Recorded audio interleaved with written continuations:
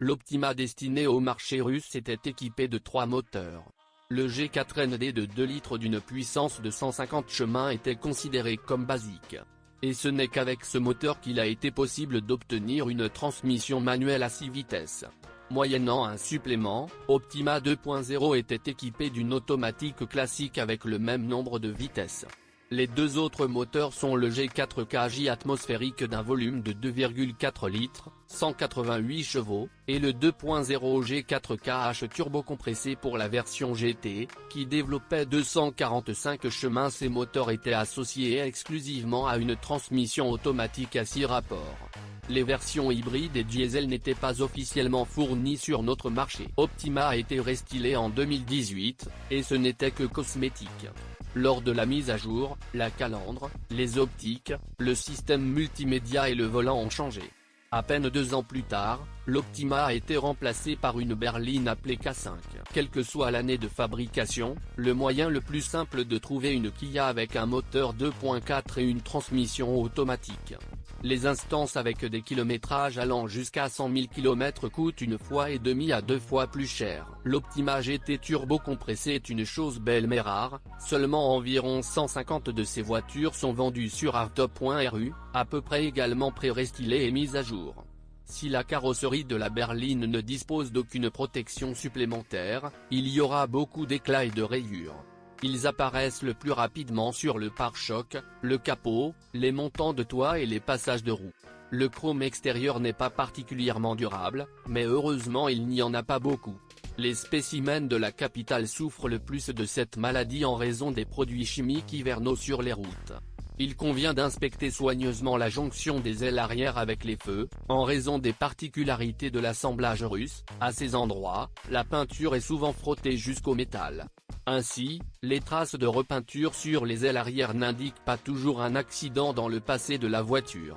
Dans les premiers cas, la peinture du toit et des montants peut commencer à gonfler. Lorsque vous examinez l'Optima de derrière, vous devez faire attention au revêtement en plastique du couvercle du coffre, où se trouve la plaque d'immatriculation. Cette pièce se fissure souvent au niveau des feux arrière, généralement par temps froid, après un changement brusque de température. En raison de fuites dans le couvercle du coffre, de l'eau peut s'écouler à l'intérieur, ce qui entraîne une corrosion des connecteurs des câbles d'éclairage. Il y a aussi des plaintes concernant l'équipement corporel. Par exemple, les verres des phares s'usent rapidement, mais il y a aussi des plaintes concernant l'étanchéité des optiques. Le pare-brise d'origine n'est pas durable, des fissures se retrouvent souvent dans la zone chauffante des essuie-glaces. Parmi les plaies mineures figurent la courte durée de vie des limiteurs d'angle d'ouverture des portes, des boutons de verrouillage du coffre et des capteurs de stationnement. Il n'y a pas de plainte particulière concernant l'électricité, mais le principal problème dans l'habitacle est la résistance insuffisante de la sellerie en éco-cuir. Des plis apparaissent rapidement en dessus, y compris aux endroits de contact avec le plastique, et le support latéral du siège conducteur est également usé. Certains propriétaires décident même de retapisser les sièges avec du cuir de meilleure qualité. Enfin, les chaises Optima tiennent mal leur forme et s'affaissent rapidement. Le principal problème de tous les moteurs est le risque de rayures dans les cylindres. Ce problème n'est pas universel, mais il existe. Cela se produit le moins souvent sur les unités fabriquées après 2017, lorsque des gicleurs d'huile supplémentaires ont été introduits dans les moteurs pour éviter une surchauffe locale des pistons. Le moteur G4ND de 2 litres peut présenter un appétit accru en huile en raison de la présence de segments de pistons. Sur ce moteur, ils sont très étroits et s'encrassent rapidement. G4ND a également des problèmes avec le système de levée de soupape CVVL. La durée de vie de la chaîne de distribution dépend directement du style de conduite. Avec un fonctionnement soigneux, il peut être nécessaire de le remplacer seulement après 200 000 km. Il convient également de prêter attention aux fuites d'huile et de liquide de refroidissement. En raison de la faiblesse des joints, ainsi que de la faible durée de vie de la pompe à eau et des accessoires, cela arrive assez souvent. Le moteur G4KJ de 2,4 litres est doté d'un bloc en aluminium avec une chemise de refroidissement ouverte et des chemises en fonte plutôt fines qui perdent leur forme à la moindre surchauffe. Souvent, ce moteur souffre de fuite d'huile à travers le joint du couvercle ou le bouchon d'embrayage du régulateur de phase ECVVT, ce qui entraîne une panne du système. Les symptômes sont une perte notable de traction et, bien sûr, un moteur check engine en feu. Il y a même eu une campagne de rappel à ce sujet. Aussi, le G4KJ, contrairement au G4TV, équipé de l'injection directe, souffre de dépôts de carbone sur les soupapes et de fuites d'huile régulières sous le couvercle de soupape et les joints de vilebrequin. Avec un entretien approprié, les deux moteurs atmosphériques Optima démontrent une durée de vie allant jusqu'à 300 000 km.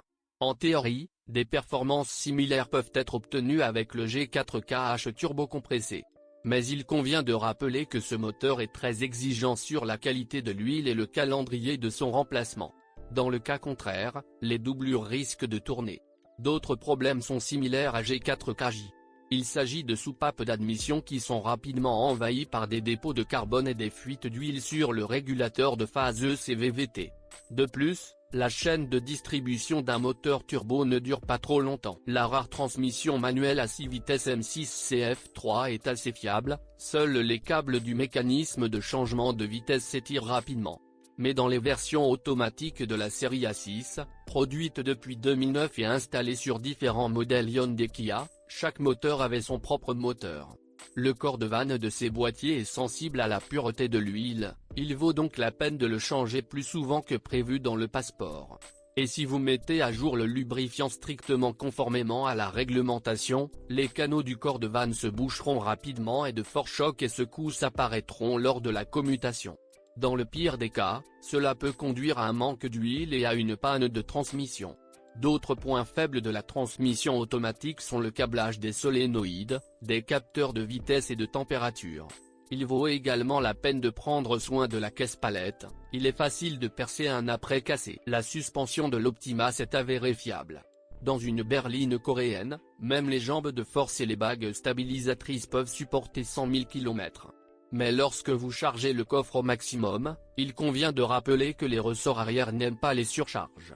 La durée de vie des freins avant est courte, mais compte tenu de leur faible coût et du grand nombre d'analogues, c'est un petit problème. Enfin, lors du choix d'une Kia Optima, vous devez vérifier soigneusement l'authenticité du numéro 20. Pour une berline, la plaque principale est située sous le siège passager. Le modèle était très populaire parmi les voleurs de voitures, était souvent utilisé dans les taxis, en raison de sa popularité parmi les jeunes conducteurs, il était souvent victime d'accidents. Les spécimens radiés en raison de leur âge restauré après un accident peuvent attirer l'attention par leur éclat extérieur et être vendus à un prix très alléchant. La Kia Optima est une berline belle, spacieuse et agréable à conduire. Techniquement, la marque coréenne a produit une voiture assez solide avec des boîtes de vitesse fiables et une suspension durable. Seuls les moteurs peuvent causer de gros problèmes. Et même si le problème des éraflures n'est pas répandu, l'endoscopie des cylindres lors de l'achat d'un Optima est fortement recommandée. La version optimale en termes de fiabilité, de dynamique, de coût d'entretien ultérieur et de liquidité potentielle est la berline Kia Optima 2.4 restylée.